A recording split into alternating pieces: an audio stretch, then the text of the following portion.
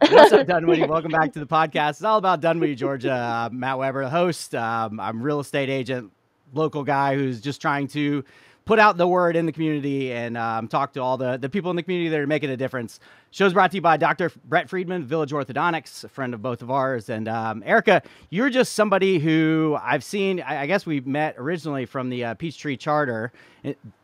Little fiasco that was going on there where they could turn to a charter school or not turn to a charter school. And you just seem like you're kind of in the middle of a lot of important things. And this A Better Dunwoody has kind of sprouted up for, support of this Trails and Parks Bond. And you were the person that I felt like, I don't want to say motherly because that makes it sound older. You're the same age as most of the people, but you were the one that was like holding everything together, and you're a positive voice. And I just like the way that you do things. And so I really wanted you to come on and just I wanted to turn this into more of a positive conversation because there was so much negativity and anger and everybody playing both sides. And I really want to move forward. And I know that you do too. And so, I thought we'd kind of talk about some of the good things and the bad things that happened over the last month, maybe, especially over the last week, because at first I didn't know which way to vote. And then I was really leaning towards yes. But at the same time, I didn't want What's Up Dunwoody to be a yes platform. And so I tried to put out just all the information and let everybody make their own decision. But I felt like there wasn't enough information out there. And so that's where I thought I could play my small little part in the situation. But yeah, so where do you go from here? How do you feel? That's a great question. And yeah, thanks for everything you do, by the way. And Thanks. it was a great opportunity to share information. And I think that's what this bond was. It was an opportunity. I think the city had worked hard for a couple of years to, identify ways for improving within the city and growing. And we're a great city. It doesn't mean that there's not things that we can improve upon. And so the city said, hey, let's put this opportunity. I think about the bond as an opportunity out to the citizens and see what they think about it. Nothing is perfect, right? And if we strive for perfection, that's not going to ever be attainable. But they put the bond forward and they said, hey, what do you guys think about these parks? What do you think about these trails? What do you think about investing in them? And the community had a reaction. And, one of the things that was important to me for myself while working through this was to communicate with people in a way that respected their opinions, yet also grounded things in a common set of facts and information. And I think you were trying to do that too. And that's really effective when we can let people make decisions based on a common set of facts and information. That's helpful. And so we have to, the referendum's over, right? Yes, no. Would I like to see people on both sides, be a little kinder? Absolutely. I think that's something to always strive for. It's always a little painful to watch people make things personal because it's not personal. Wednesday on Facebook was kind of rough. I felt like it actually was fairly cordial leading up into the vote, but not after the vote. It was certainly a meltdown on Wednesday. No, and that's the sad thing, right? When we personalize things, when we make things when we make things a battle, right? We lose the opportunity to learn, and then we lose the opportunity to grow, and that's really important in this situation. I think is to take away from here. Well, what were the citizens saying? And there was a lot said, a lot of really important things. A lot said that the city probably didn't know or were unaware that it was so strong of feelings, Yeah. And it's, I like the word and, it's an important word, right? We can feel something and, also believe something else, right? Yeah. Let's give a great example. There was a concern that investing in parks meant that it would take away or deprioritize, investing in safety, in our public safety. And that's not true, right? Like we can have both things. In fact, we should have both things to have a really grounded, well-rounded community. So we should and need to support our police department, and we have room to improve our park system as well. So Yeah. I think if we had, as a community through this process, really focused on that word and acknowledged people's concerns um, and goals, then I think that would have been helpful. Yeah, and I like the way that John Hennigan led off that conversation at the Dunwoody North Clubhouses, where he said, there's wants and needs, Hmm. and we've kind of taken care of the things that the citizens need, but these wants are sitting out here, and there's just not money for it. And I guess some of the Yeah, misconceptions or the things that were eye opening to me were just how much we give the city. I mean, they yeah, have no no operating budget, and overall, from what I've seen, yeah. all of my money goes to DeKalb County. That Yeah. was just amazing to me And that the we school paid. district, right? Yeah, yeah. Like I mean, we predominantly. paid like I give less than $300 to a year to the city government, and so it's no wonder that they're having a tough time with that. And I Yeah, think people didn't understand like how Dunwoody was formed, and it was yeah, formed on one of the main things was low taxes, and yeah, that's what we've gotten. And I feel like most people have probably gotten used to that at this point. yeah, But that was a hard pushback. But it was interesting to me that throughout the conversation, that a lot of the no side was actually saying that maybe a tax increase is the best way to do that. Like maybe taking debt isn't the best way. And if you're interested in talking about this, we can talk about that. Um, yeah, and I think, with inflation and everything that's happened, I know our city has handled their finances pretty well throughout the pandemic, from what I've heard from other people. I don't know anything about yeah, finance, but from what I've heard from, high up people, like Long Tran was talking about it, like Dunwoody really handled themselves well, yeah. but Yeah, inflation's going we're to a be tough. model. We're a Yeah. model for governance, Yeah. in a good way, right?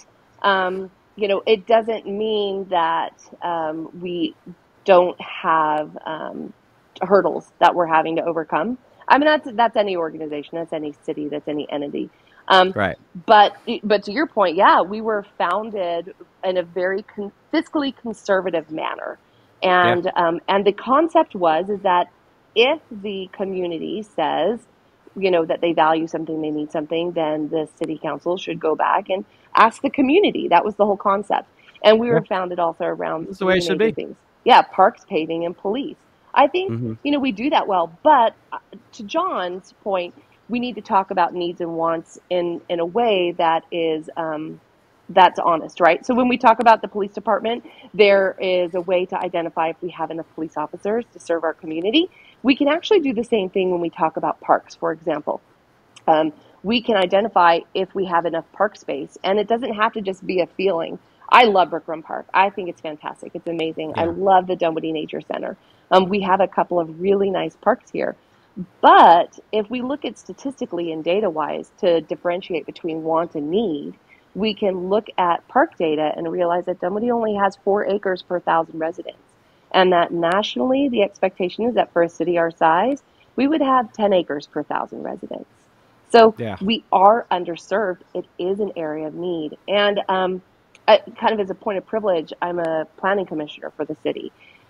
And we recently had a planning commission meeting where the economic development department presented to us, and it was all they presented to us. They presented to zoning board of appeals, city council. We were all sitting together, all these different organizations, and they were talking about the economic future of the city, and in terms of like what's going really well and where are our corporations wanting to see us invest in.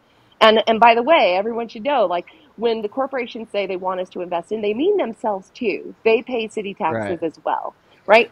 And two of those areas that they said that they wanted us to improve in was recreation, including parks and green space, and also connectivity trails. Yeah. Um, and they're not talking about it for just them. They're talking about what makes an area a great place to live in for their employees. And Yeah. this is what their employees are looking for. And Long Tran had some incredible data, just superb data that he presented a couple of different times. And one of the things he said is that in this current economic environment and job environment, that the talent is really dictating um, where they go. And if we want to attract talent, the things that they're looking for are connectivities and a city environment that really prioritizes quality of life, and that includes the parks and green space and recreation. So we do have a need for that. The question is, how do we fund that, like you said? And there's pros and cons to all these different ways. Yeah. And we might need some more time to talk about that and really educate folks on what those mechanisms mean and what those timelines are, because I don't think anything, it's an oversimplification to just snap your fingers and be like, and that's how it works, like, Right.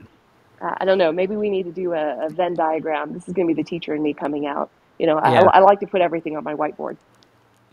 Well, so I mean, hindsight's always 2020, and I feel like you always have a better grasp of what exactly went on afterwards. What do you think was really the problem with this vote? I think obviously the parks and the trails being separate were a big thing to a lot of people. And if it was just parks, it might have passed. If it was, when they kind of combined them, it might have turned some people off. I understand that. I mean, and I'll be honest, I'd put it out there before. I am for both, and so I was willing to support both.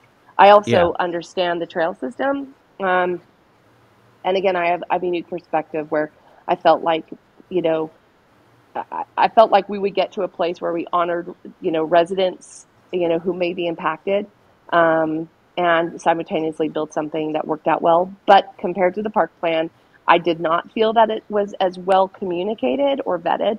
And I think that was a downfall Yeah. of this bond issue. I think had we separated the parks and the trails, we probably would have seen a different result for the Hmm. parks at the very least. Um, I think that our community and I think our city needs to probably do some education and some consideration about how we talk about trails, Yeah. and what they look like, what the goals are. And I think once we vet that out a little bit more, I think the community will understand and be able to buy in. So, like you said, I think if we'd separated them, we might have been in a different area. I also think if we look historically at our city, um, number one, and it's really important, again, it's important to listen. Um, our city likes details. They just do. They like things Yeah. being delineated, and that's okay. I trust that if this bond had passed, that our city council would have built the projects because they were outlined. They weren't in the language of the bond, but they were outlined.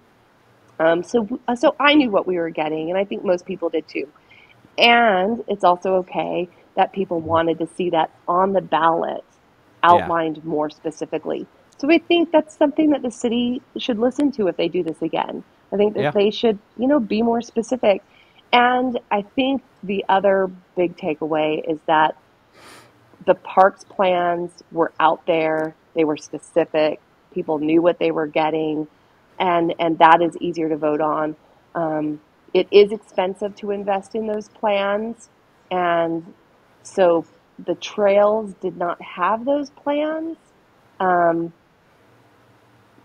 and I'm not sure where to go with that. I'm not sure if the city should invest in those plans first and then come to the citizens, or maybe they should do some more education around it to get people to understand. I think that's got some time to percolate and Yeah. grow.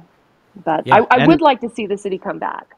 yeah, absolutely. Absolutely. And I think that a lot of another misconception that people have is that the parks bond was voted down. That trail's not going to happen. And I'm not sure that that's exactly true. Like, I think that maybe the softball complex or some big things might not happen for 10 years now. Yeah, But at the same time, like all of these things, or almost all of these things, were part of the master plan. And so yeah, they're going to, the city's going to continue with that master plan once they get money for it, because it's made it very clear that that's what people want, is those specific things. And so they're going to try to work towards those things. And, I feel like a lot of people are like, okay, my front yard's safe because, this bond didn't pass. And I'm not sure that that's necessarily the case, that, they're going yeah. to kind of continue with the master plan. And when a neighborhood like Briars North steps up and says, we don't want this, they change directions. And that's what they've done in the past. And I think that's what they'll do in the Yeah. future. Um, Yeah, there's a lot of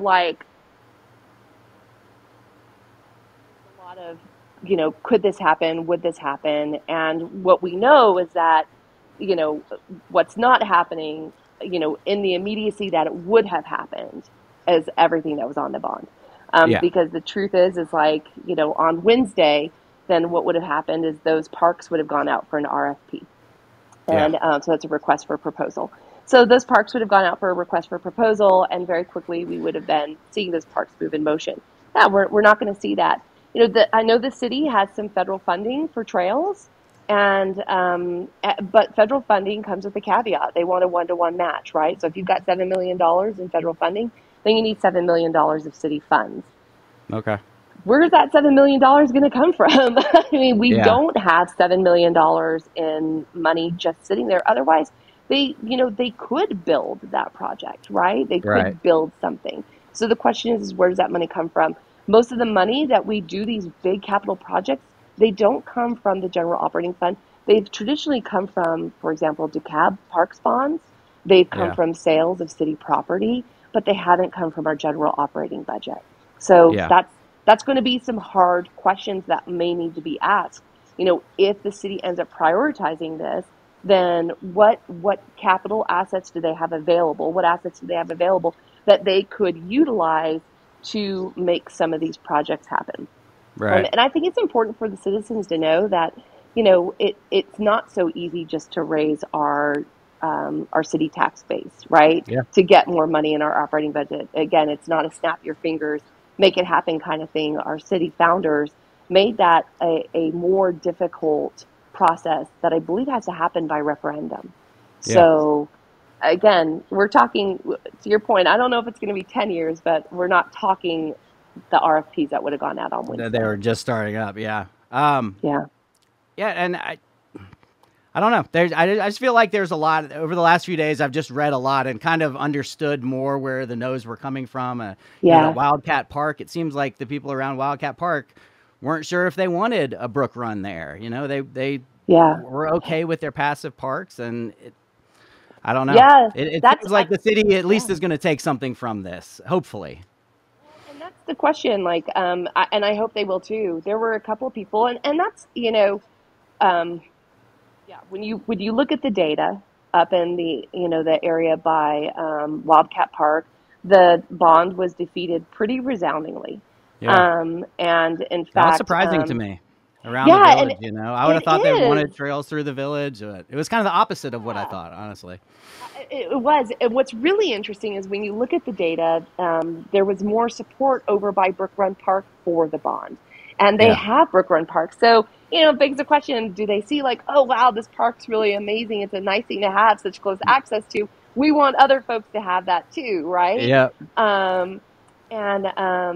And so, what information can we take? Certainly on social media, we did see people going like, hey, I don't want so many parking spaces at my park, or I'm not sure I want it to be so activated that I've got lacrosse tournaments going on there.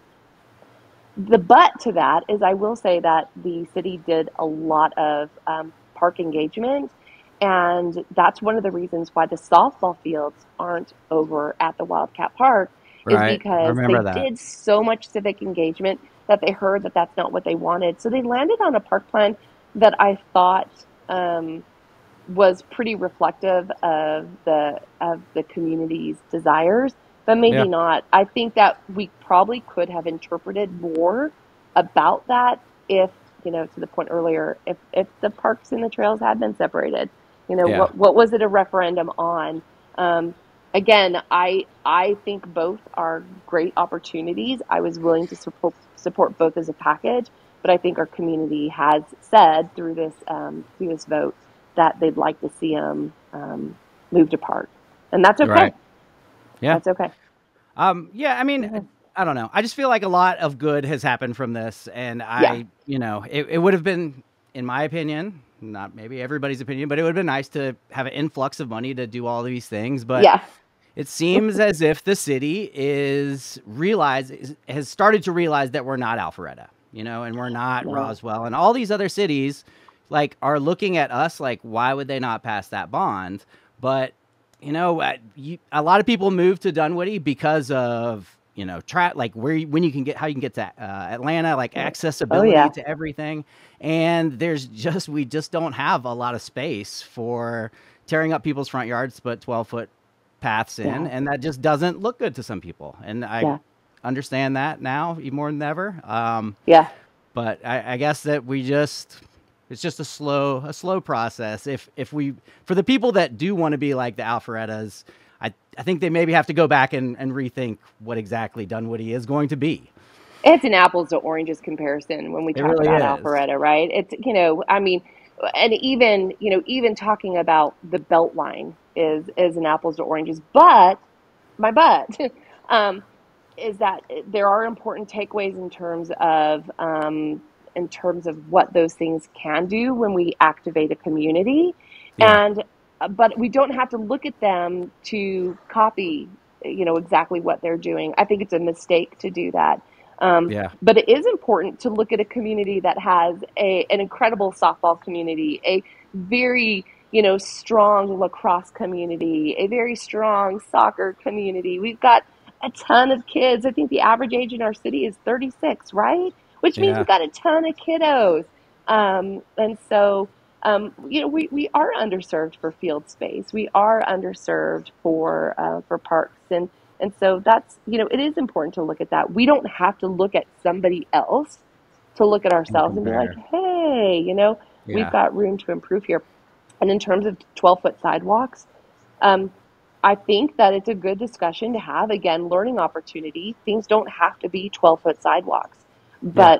but connectivity and improvement in pedestrian safety should be a goal. And I think it's a Right. goal of our city, and it's a stated goal in our master plan. Um, and this pause may not be a bad idea, right?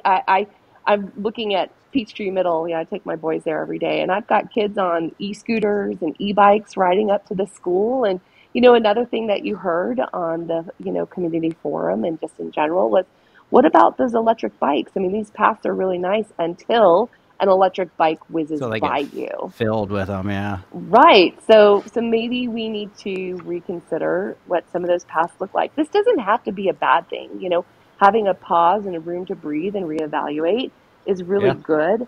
I think that the parks are, for me, the parks are a no-brainer. I'd love to see them go back up. I think if the city wants to take a little bit of time to chat with the Austin area and see, get a better feel. Do you guys feel like this is over programmed? Should we do something different? Do you even, want this here? Yeah. Because again, we could utilize assets to make other things happen without necessarily having to assume debt. Yeah. So yeah, just big community conversations. Right, So right. And, I think a lot of people are putting blame on the city also for not, or I guess if they wanted it to be pushed through, it was the city's fault for not actually organizing it. And it mm, wasn't up to the city. It was, against the rules, against the laws for them to be pushing this bond. And so it was interesting to me just watching A Better Dunwoody sprout up and like watching the no group, I don't know what they're called, sprout up, no group. and just a bunch of random people taking over that. It was cool to me because I guess I just haven't been around it before. Yeah, no, community activism is always really nice to see. And I don't, honestly, I don't care what side you represent, as long as you're doing something with integrity, right? Yeah. And I think that's the important piece. It's really important to hear different perspectives on things and to be able to, um, when you take perspectives and thoughts and you combine that with facts and information, it really does help people formulate things. I think that the groups, the A Better Dunwoody and the No Bond group, are the perspective groups. I don't think that this is a failure of the city. I think that the Yeah. city, like anybody else, can look back and go like, okay, are there things that we could have done differently? And there's something that everybody in here could probably learn from. And that's not a negative. That's how we grow and do better. Yeah. So I definitely don't think the city is at fault in this at all, at Yeah. all. And it's not their job to advocate for something. It's their job to again, put an opportunity forward and allow Yeah. their residents to vote for it, so, or Right. against it. So that's it. Well, It's easy. yeah, and these people that have stepped up, I really appreciate it. I think the whole city appreciates that somebody is standing up for a side.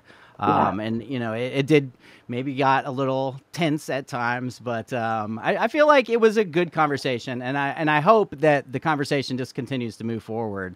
And I think Yeah. the city can take a lot of the information and the statistics of where people were voting and what they were voting for, and realize some changes. Yeah. So. Yeah, Yeah, no, I I think it's a think so. positive. And I think activating civic engagement is just such a great thing, right? Yeah. Anytime we can bring people to the table to, invest in their city, just from an emotional engagement, from an energy engagement is super powerful. It builds understanding, right? It helps you Hmm. appreciate what you have, what you don't have, what you want, what you need. Yeah. And I think having those conversations is great. So if anything gets taken away from this, we've had some amazing conversations. We've learned a lot about, our city's, vision, our citizens' vision, not just our cities, but our citizens' visions and, Yeah. and goals. So now we take that um, and again, like there's a lot of opportunity here. I do think it's important to be able to think beyond ourselves some and to look towards the future. And so while Hmm. we're not Alpharetta and we are not, Midtown or any of these other areas, we're not even Sandy Springs. It probably is important though to look at our neighbors, to look at Doraville, to look Yeah. at Sandy Springs, to look at Chamblee, to look at Brookhaven, and to look at our immediate neighbors and figure out, what are they doing? How are we working together collectively? Yes, what are they offering?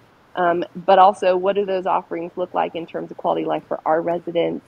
Yeah. And, for example, my kids were in gymnastics once upon a time, and it would take me an hour to get home from gymnastics in Sandy Springs. Yeah. And so it's not always as easy as saying go next door, and just utilize their amenities. So we need to have, again, that holistic look. But there's exciting stuff happening around us. And I think that the more we understand what's happening around us, the better we can also understand within kind of what we need to do to collectively grow as a Yeah. larger community, not just insular as Dunwoody. So, Right. Absolutely. yeah. Well, cool. Well, Yeah. thanks for coming on, Erica. I appreciate Yeah. everything that you do and in all walks of Dunwoody life. So thank you. Right back at you. Right back at you. This was great. Thank you so much for the conversation, Matt. I really Oh, appreciate no it. problem. You've been wonderful. Thanks.